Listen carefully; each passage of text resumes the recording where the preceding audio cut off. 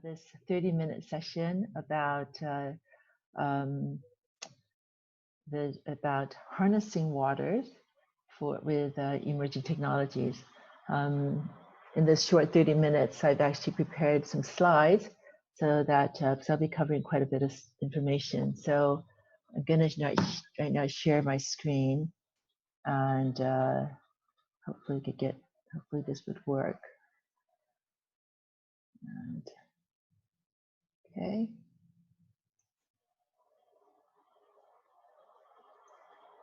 Okay, so if you have any questions, just put it in the chat box, but I'm going to try and go through this quickly. There you are, harnessing water with emerging tech. It's actually done by my great team, Melissa and Charles, who supported me on this, really putting this together. I wanted to just cover a few points about my story, the water challenge, some of the amazing technologies that I've identified, and the framework and approach to actually make these technologies work, and then to call to action to have you join me to address the water problem of the world. First of all, just quickly, just a bit about my background, my story. I'm actually right now in Singapore, been in Asia for 30 years, and originally from California. And I just wanted to talk about my passion with water. I have, throughout my many years of traveling, I've done a lot of backpacking, particularly with my brother. And I think somebody has, maybe if somebody can mute your speaker, so it's easier to hear. Can everyone mute, please? Everyone mute, please. Thanks. Great, thank you. Yeah, so I just wanted to talk about my passion about water, and a lot of this stems from a lot of traveling, backpacking travel, particularly with my brother, and a lot in China, and also because of NGO work in China, in the rural communities of China. I want to say one particular story was, gosh, in the early 1990s in the Xinjiang, which is the Silk Route area. We're backpacking and trying to get from West China to South China to Guizhou to Yunnan for some of these school projects.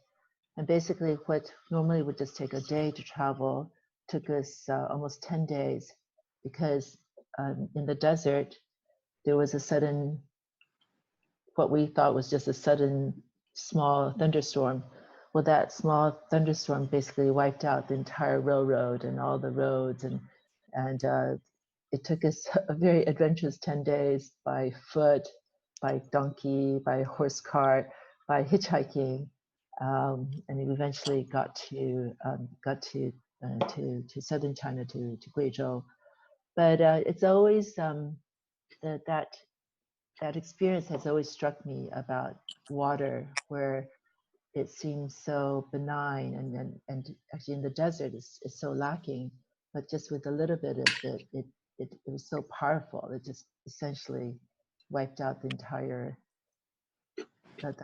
road system and all the infrastructure.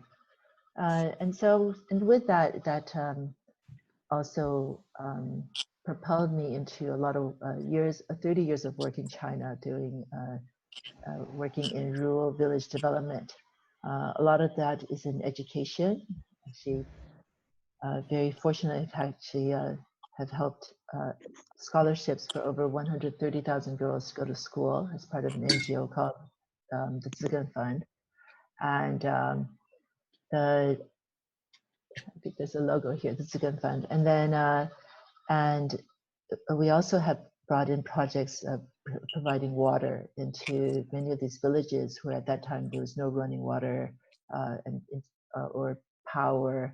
And as I look back, a lot of that, bringing in the resources, the ones that really, really worked, it was not, it wasn't just simply bringing in the resource, the water or the power or the,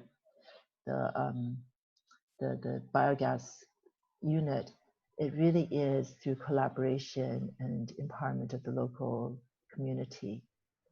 So with that background, I just want to tell you about my story, about my passion in water and about trying to make a difference using collaborative approaches. So now let's talk about another story about water. And this is, I want to share a story about King Yu the Great, which is a king of China 5,000 years ago.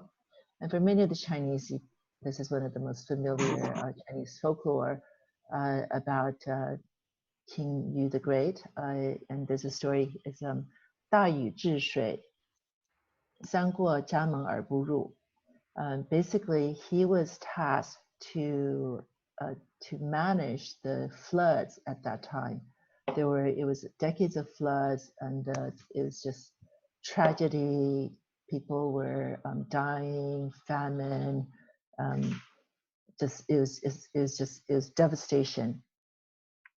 So at that time he wasn't king. He was tasked with trying to manage the floods, and he spent a year to inspect all the rivers and the lands and measured and received counsel. And he came with, at that time, which was extremely innovative way, which was he decided he was going to follow the water. He was going to flow with the water and ride the water, as opposed to blocking the water, setting up, as opposed to what was common then is to set up dikes and set up walls to block the water. And this task took him 13 years. He was extremely busy, and the Chinese saying I just gave was that he would even pass his front door and he wouldn't go in. He was so dedicated in getting this extremely critical project underway.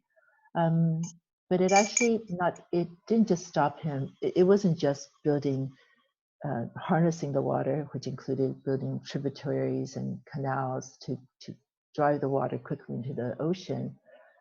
It was actually also setting up grid work where the water was used to irrigate the farmland. And that was the beginning, actually, of the agrarian economy of China 5,000 years ago. And also through the process, he ended up negotiating with all the fiefdom to standardize the weights and the distances and time. And again, that actually eventually also set up the foundation for almost 1,000 years later, the Qing dynasty, which was the first dynasty of China, which eventually, of course, preceded 21 dynasties for China. So this is just looking back at our ancestors, all of ours, 5,000 years ago, of a man with foresight who chose to harness and flow with water with collaboration, and actually establish the cornerstone of China. So and this, I think, is just a very, to me, reminds me of the need to have a vision. And I think I have here a lovely photo, a picture of Da Yu, and this is his water measuring instrument pointing to the SDG. This is the United Nations Sustainable Development Goals, which was part of the 2030 Agenda for Sustainable Development. As you can recognize, the 17 goals that was unveiled in 2015. And it's just mirroring and confirming the need to be collaborative and to come up with to be multifaceted in dealing with some of these very, very critical issues, challenges of our world. So the challenge in particular is water challenge. And this is an area I have been fascinated with, and in preparation of this talk, I actually went down to study what is today's state of water. And I've listed there's actually, the list is very, very long, and I'm just highlighting a few mostly drawn from the UN report and other news sources. And I think the particular one that is most striking is that daily 5,000 children die from water-related disease. And just to put in perspective, 5,000 children dying is equal, 40 days is about 200,000 dying, which is, or maybe 50 days, which is equivalent to the deaths of the COVID-19 deaths. And here, this is ongoing. These are children who are, the death could be mostly prevented. They are man-made, and why don't we do something about that?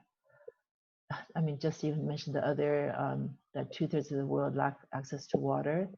The UN actually has stated that in 10 years' time that there should be water for all.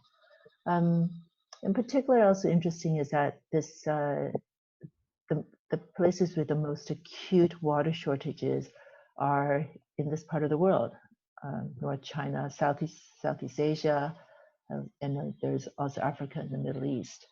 And then, of course, water isn't just a people problem; it's also for the planet. So every single day, 200 plants and animal species die.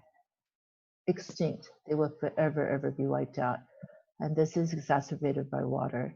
I was sharing this, and my son pointed out that in another 50 years, that actually 50% of the entire world's species will die. I mean, how could this not be seen as just absolutely one of the most important challenges that we have to unite together and manage. So with this commitment to try and find something to try and address the water challenge, I've been very fortunate to look at are there technologies that could allow us to accelerate and then come up with solutions to address this water challenge. So using a framework of 5 factors that are planet positive, I went out looking for technologies, and these are the list.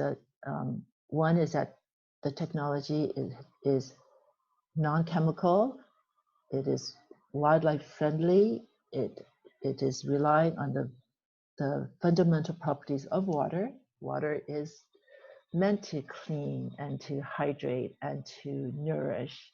It's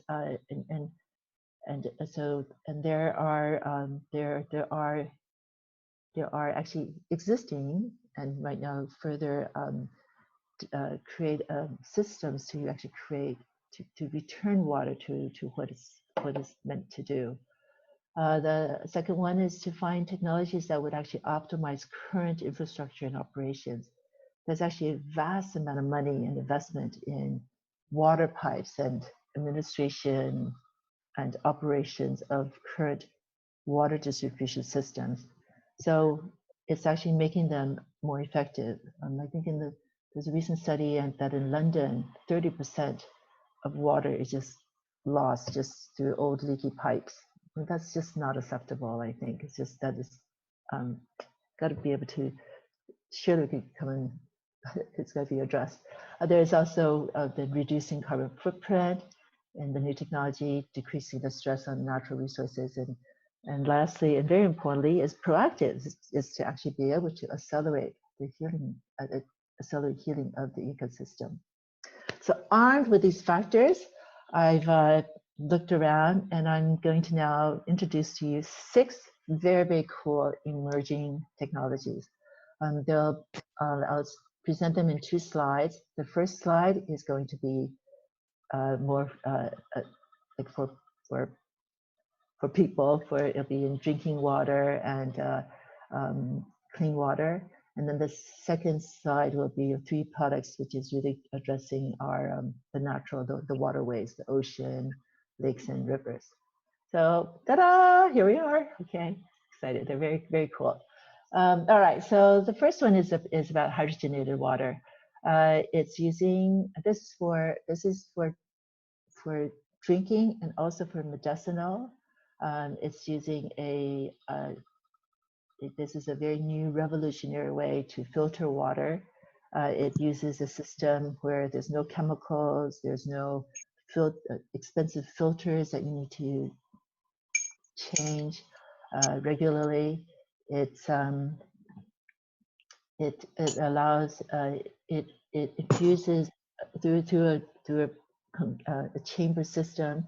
It allows for hydrogen to hydrogenate filter water, and with that hydrogen, it's also able to actually help people uh, massively accelerate hydrogen, which is very with enormous properties of antioxidant and other healing properties. So this is one that is lower cost, more easily scalable, and more available to more people, and even applicable, as I say, for medical facilities. The other one here, well, man-made icebergs. All right, what is that? This is so cool, guys. But who knows? These are, as I say, these are emerging technologies. Some of them are still patent pending, and but you know, I think I'm open one to look at that. So man-made icebergs. The idea is to capture pure, pristine drinking water at the mouths of northern rivers in Russia, and where large water would be, again, through new technologies and held in new holding containers and frozen into very large chunks of ice, and basically brought from Russia to other parts of the world through using highly efficient transport boats, basically. These icebergs, each huge iceberg is 8 million cubic meters, and it could basically probably address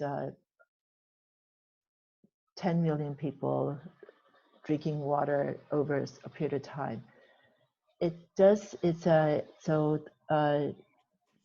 a possible and more direct way of bringing water to drinking water to areas that really do need water.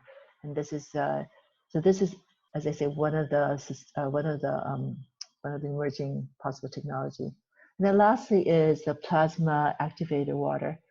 This is for agriculture use. Plasma activated water would allow for reduced fertilizer, reduced pesticide, and also increase the transport life for the produce. Right now, it's widely used in Canada.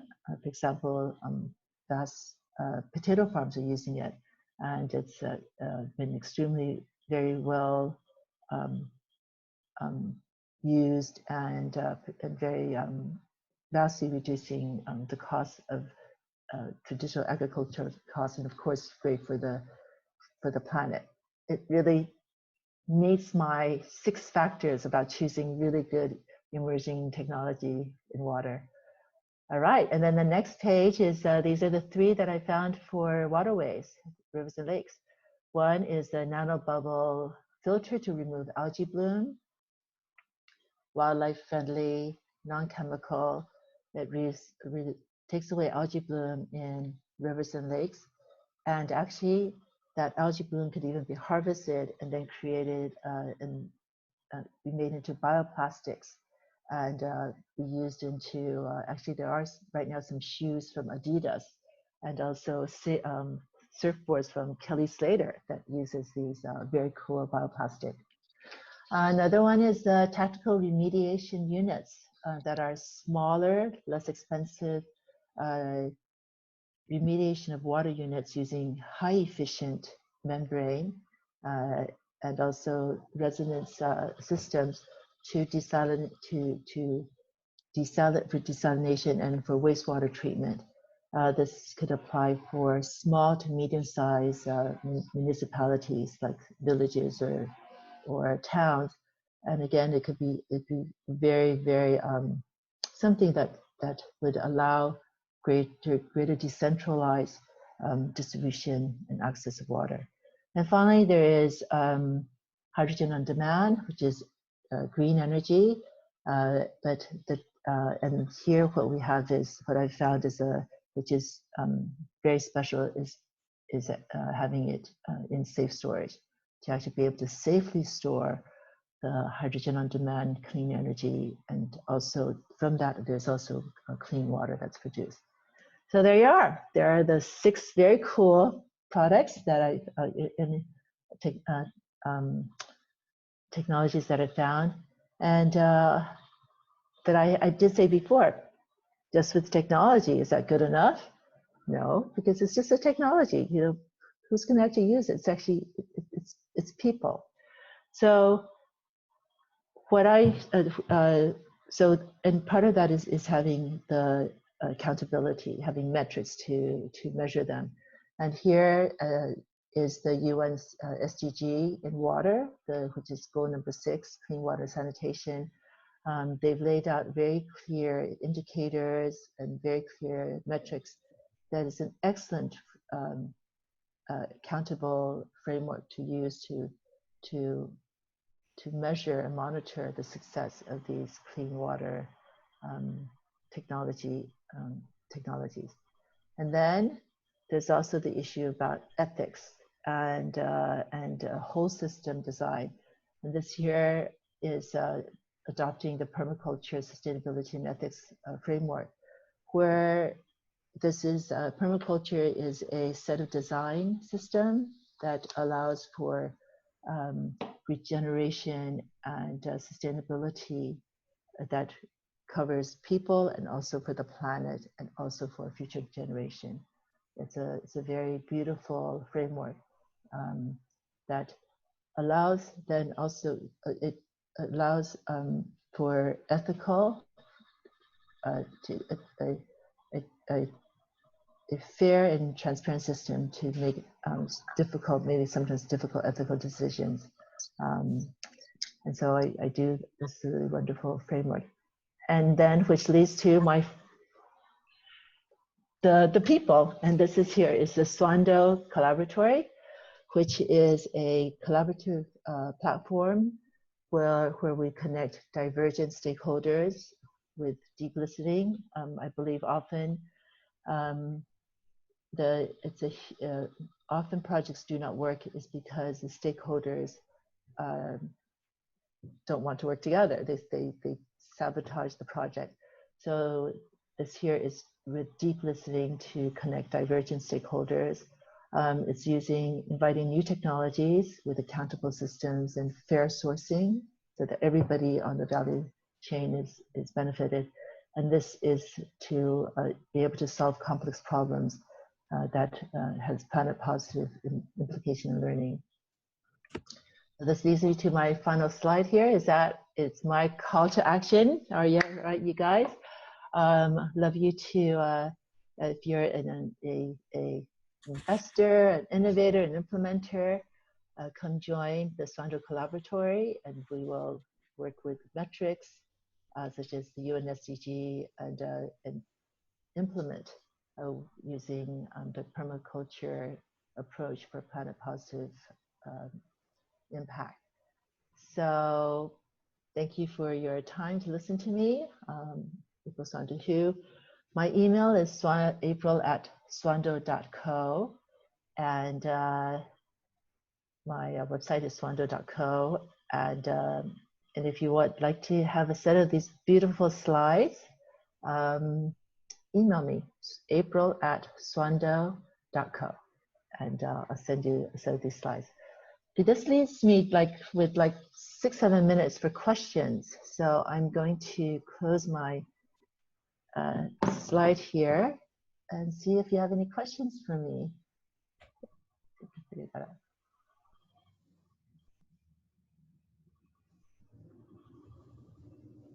Okay, hi.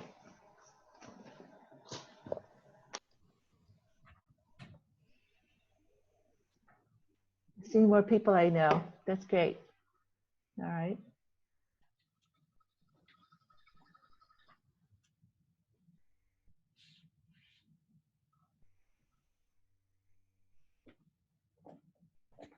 Hi, Peter. Come on, you guys are looking very scary with you just being white name tags on black boxes, but I see a few of you. So any questions? All right. Hey, I think I had this Peter. Hi, Peter. Great. Two Peters here. Yeah, what do you guys think about some of these new, these emerging technologies that I found? Hmm?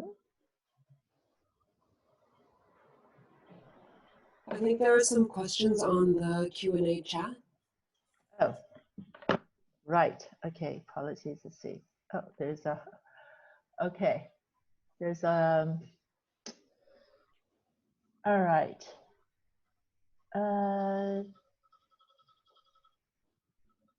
Okay.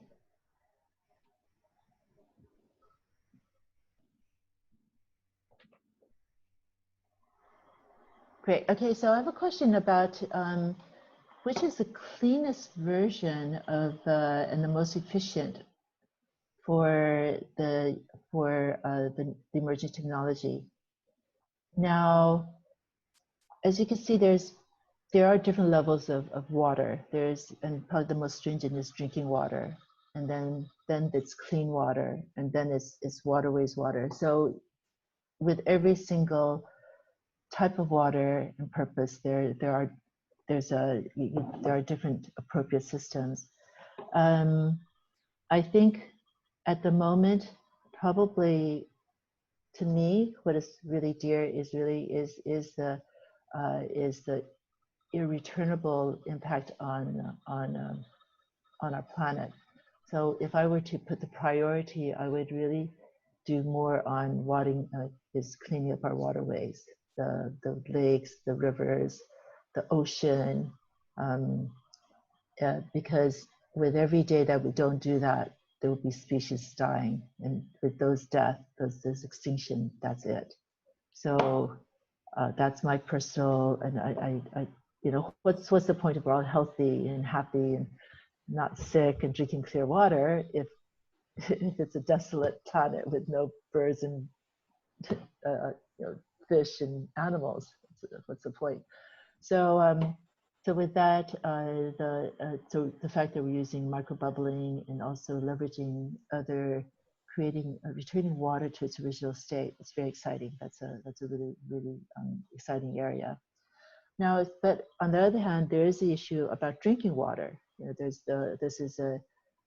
right now there's so many water-related disease deaths from poor drinking water. If there's a really easy, quick way to provide that water, why not consider that? At the moment, drinking water is very expensive, and it's also it's not planet friendly, not planet positive. Not only the sourcing of the water, often a lot of them are artesian water, groundwater, and then bottling them, the transportation. So to be able to consider having a huge chunk of ice that is frozen using natural, because of the natural frost, and pulling it to a place, they estimate it's about 5 to 10% loss of that water. I think it is something to consider. In addition to, there are other ways, of course, of producing clean water. Okay, I'm getting now more questions. The countries that I'm focusing on right now, is Southeast Asia, is China, Southeast Asia, probably even more so Southeast Asia. This is the fastest growing area. There's 500 million people I'm here in Singapore, Indonesia, entire Malaysia, Singapore, Vietnam. This whole area is it's a younger demographics. I think there's enormous need, and also holding huge amount of natural habitat that if we don't do something about it, it's just going to all disappear. So to me, I'm focusing on Southeast Asia, and if I could do anything else, naturally, it's Greater China. Let's see, there's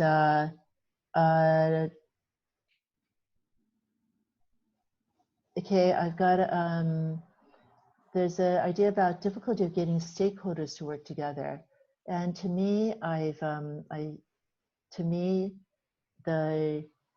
to bring different stakeholders together, it's all about communication and trust. And I believe with the Swando Collaboratory, which is the idea of inviting people together, and like what I just did, it's just in particular for water. Every one of us, we've got really personal stories about water, about something of how it's made an impact to you, and particularly that relationship to nature. And I do believe that when people are moved to the heart on what is so precious and that we take for granted, and that if we could come together, that we will then, I trust, I hope, with the metric, with the framework, to be able to come up with whole systems that could help solve, or not even solve, maybe that's too audacious, but definitely stop the absolute tragic pollution of the water that we have. I see also, oh, okay, well, if you want to, yes, and the group that I have is so Swando Collaboratory. We are an international group. As I said, just creating this website, the slides together. It was Melissa from San Francisco, Charles from Zurich, Rania from Riyadh, Saudi Arabia, and me here in Singapore. And we're all here to create better water. And this is just a little microcosm of my team, not my team, us together, trying to make a difference to for the challenge, the water challenge. So let's see. I think, oh, I got the unit. They're telling me I have like -1 minute. So I think the next session has started. All right, well, thank you very much, guys. So if you want a copy of the email of the site, either type in the chat your email address or send it to me, April@swando.com. April@swando.co. Bye, guys. Thank you so much for seeing you guys here.